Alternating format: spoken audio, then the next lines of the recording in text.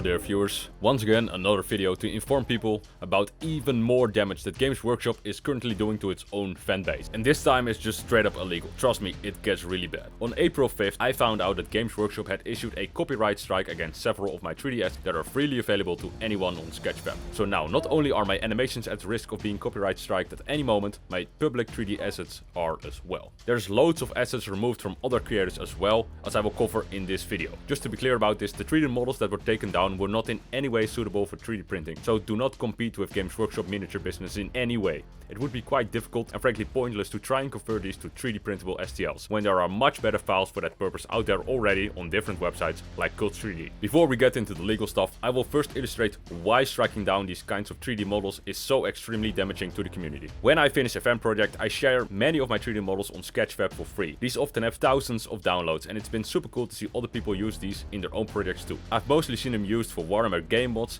but also in animations and other fan works as well. I've always thought this was super cool and a nice way for me to give something back to the community. So now let me explain why you should care. We all know Luton09. He's by far the most popular Warhammer lore channel on YouTube. When he makes a new video, he looks around the internet for nice artwork. For his latest Siege of Frags Part 2 episode, he used this great looking artwork in his thumbnail that was made by Mark Therese, who shared it publicly on his ArtStation account. But hey, would you look at that? I immediately recognize a lot of details that make me absolutely certain that he used my Dev Corps of Greek model that is available on Sketchfab as a direct reference. The specific proportions of the helmet, the shovel holster, the backpack and the lasgun are just too similar for it to be a coincidence. I think that's super cool. He didn't credit me, he doesn't have to, that's fine. I'm just happy to see it being put to good use. Again, this is not about me taking credit. This is to illustrate to you how this fan creator ecosystem functions and how sharing these 3D assets is beneficial to the wider community to the point it triggers all the way up to someone like Lewitton. This is clearly not just one isolated example. I could go on about how my stuff shows up in a lot of other content by Luton and other creators as well, but I think you get the point.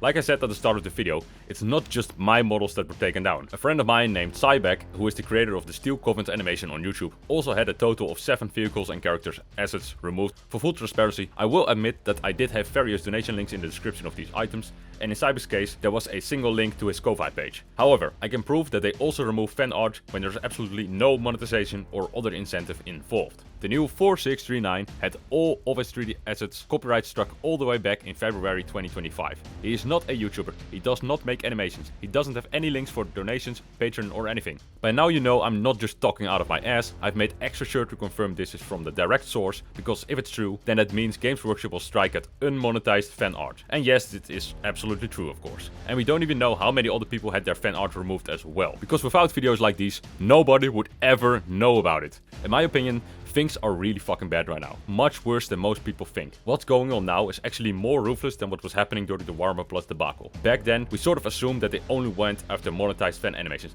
I would have never thought they would go after unmonetized content or parody. This sentiment was widely shared amongst the community, and you can still often read people commenting that they don't approve of what Games Workshop is doing, but tell you that as long as you are not monetizing your content itself, that you are safe.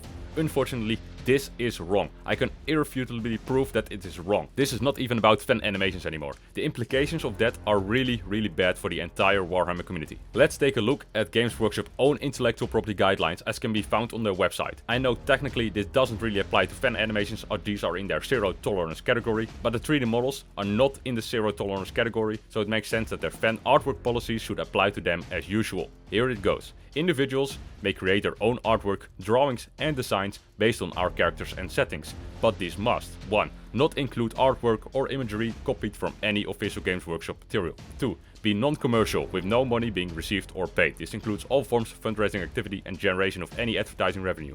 3. Not be publicly distributed except for no charge digital distribution.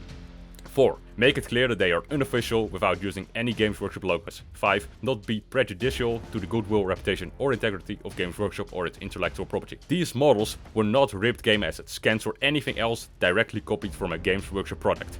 They are made from scratch by the creators themselves. They are not monetized or in any way commercial. They do not generate any advertising revenue. There is no implication that these are official models by Games Workshop, and specifically mention they are only made for personal projects. And yeah, I'm not even gonna bother with the final point because Games Workshop doesn't have any goodwill or reputation whatsoever anyway. We just confirmed that the removal of these 3D models goes against their very own fan art policies, as can be found on their own website. They are just straight up attacking fan art that is compliant with their own intellectual property guidelines. How insane is that?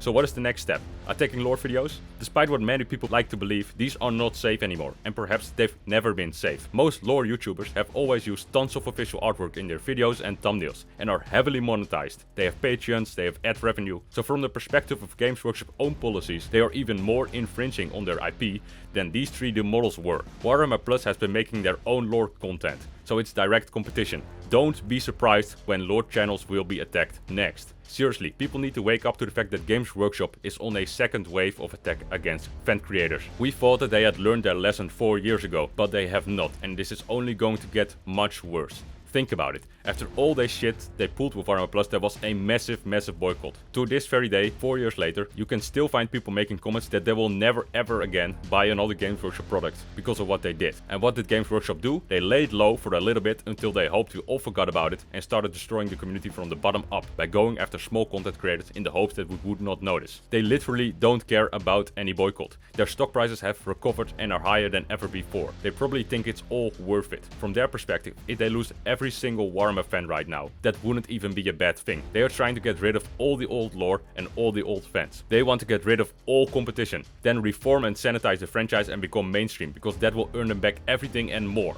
The least we can do right now is warn people about what's happening. When people's favorite channels and content suddenly starts disappearing, they should at least know why. New fans of the setting should know that this company hates its own fandom. Games Workshop should know that we won't just let them get away with their illegal copyright takedown abuse by striking down fan art that is literally compliant with their very own fan art policies. It's their IP. If they are so hellbent on burning it to the ground, they can do so for all I care. But I'll make damn sure everybody knows what they're doing. And in order for anything to change, no matter how small, someone has to be willing to make some noise about it. Leave your comment below the video to let everybody know what you think. Write an email to Games Workshop legal team, and if you're another content creator, react to this video and cover it in your own way so that the wider Warhammer community knows what's going on. Thanks for watching this video.